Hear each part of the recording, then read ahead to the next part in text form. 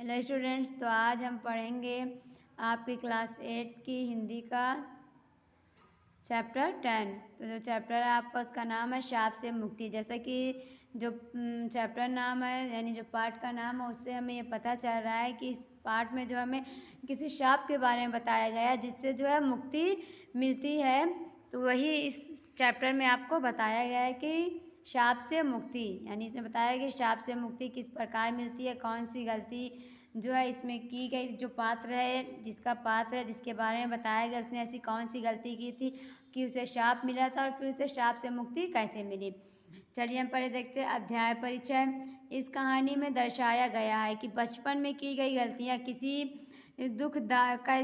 कितनी दुखदायी होती है। डॉक्टर प्रभात आपसी अपनी गलती का पश्चाताप करने के लिए नेत्र चिकित्सक बन जाते हैं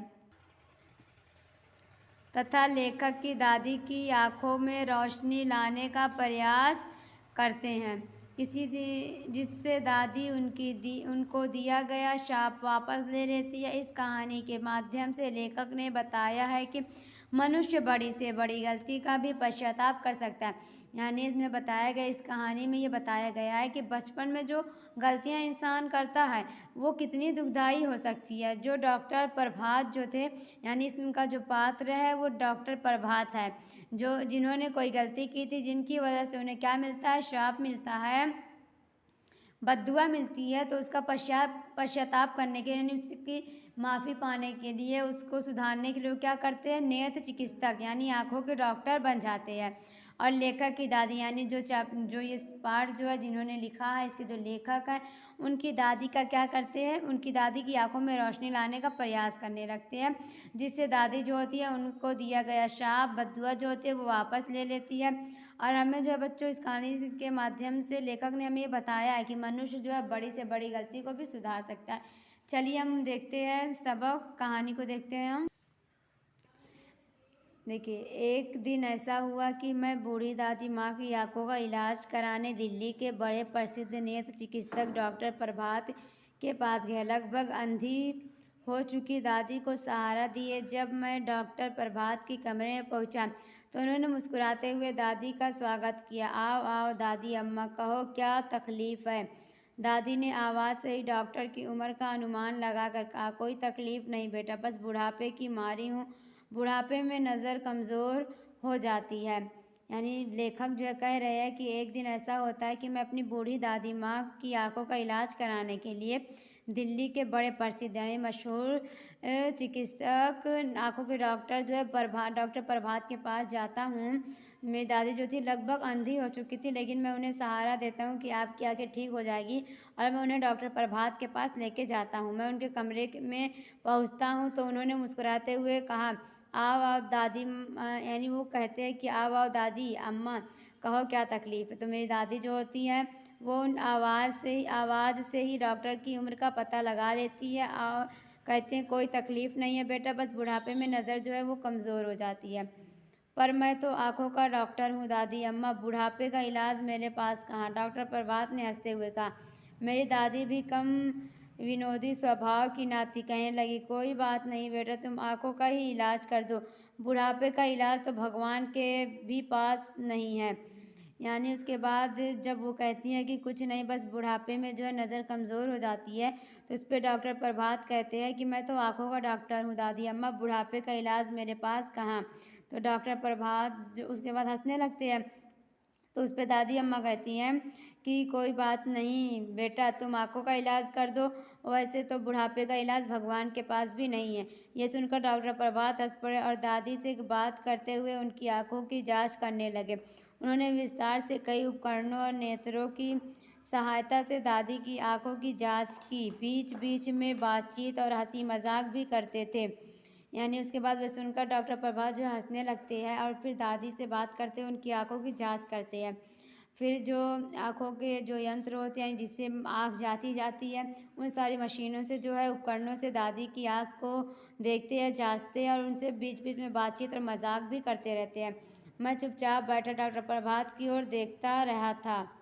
यानी कह रहे हैं लेखक कि मैं चुपचाप बैठकर डॉक्टर प्रभात की ओर देख रहा था। पहले तो मुझे उनकी हंसी से कुछ जानी पहचानी, पहले तो मुझे उनकी हंसी कुछ जानी पहचानी लगी थी। फिर ध्यान से देखा पर उनका चेहरा भी कुछ परिचित सा मालूम हुआ, लेकिन याद नहीं आ रहा था कि मैंने इन्हें पहले कहाँ देखा है। आखिर जब उन्होंने दादी की आँखों की पूरी जांच कर ली तो मैंने पूछ ही लिया, आप कहाँ के रहने वाले हैं डॉक्टर साहब? यानी कह रहे हैं कि पहले मुझे तो डॉक्टर प्रभात की हंसी कुछ जानी पहचानी लगती है, लेकिन फिर मैं जब उन्हें ध्यान से देखता हूँ तो मुझे उनका चेहरा भी कुछ परिचित यानी जाना पहचाना लगता है, लेकिन मुझे याद नहीं आता कि मैंने उन्हें कहाँ देखा था। उसके बाद जब वे दादी की आंखों को देख लेते हैं पूरी तरह से तो मैं उनसे पूछता हूँ कि डॉक्टर साहब आप कहाँ के रहने वाले हैं?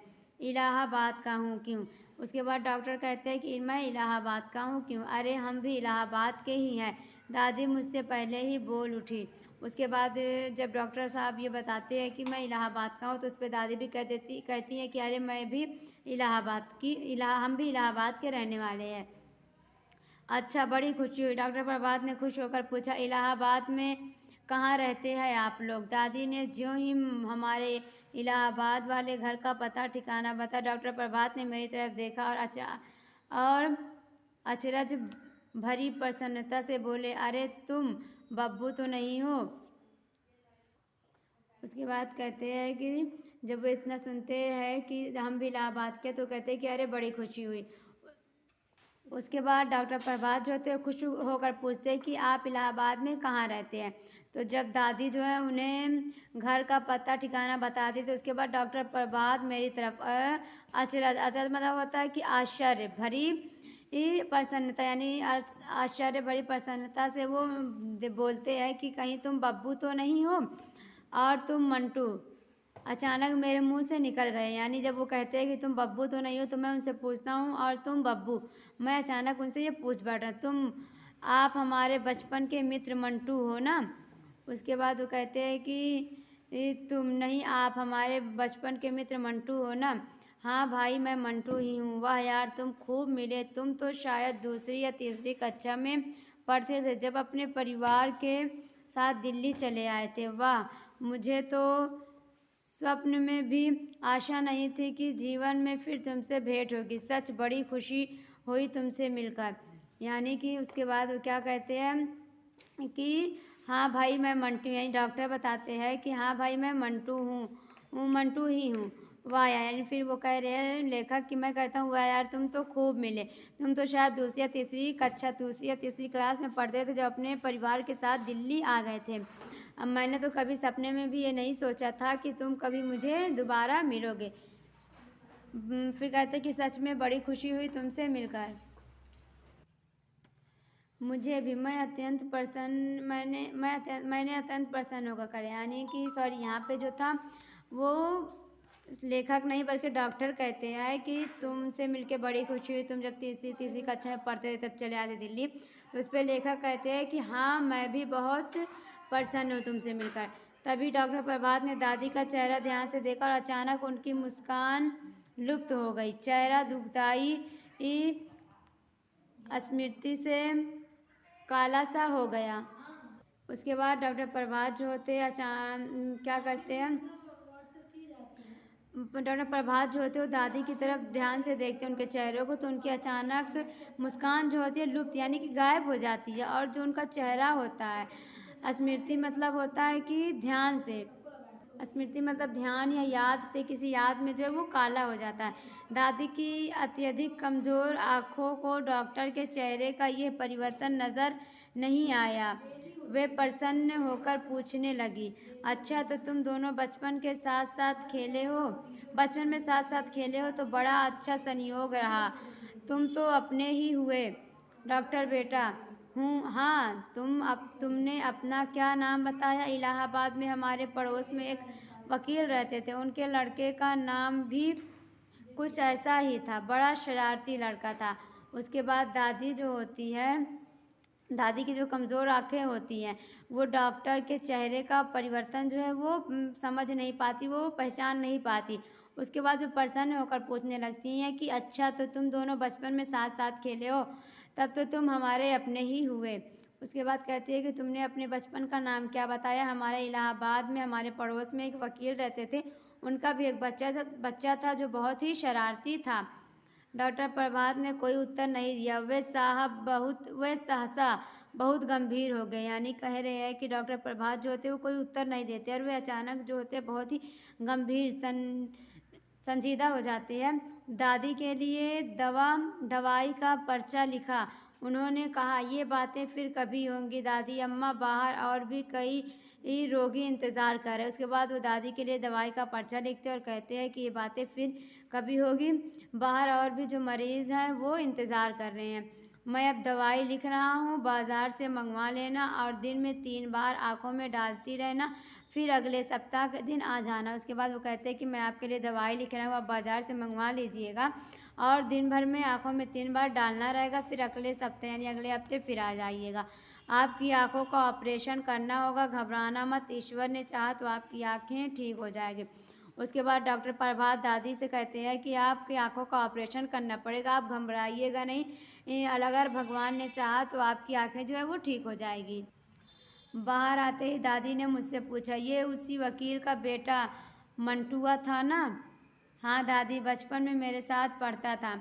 उसके बाद जब दादी बाहर आ जाती है तो वह लेखक से पूछती हैं कि ये उसी वकील का बेटा मंटू है। यानी वो जो थी गुस्से में कहती हैं उसका नाम वो करते हुए कि ये उसी वकील का बेटा मंटुआ था ना? तो वकील जो लेखक है वो कहते हैं, हाँ दादी, ये बचपन में मेरे साथ पढ़ता था।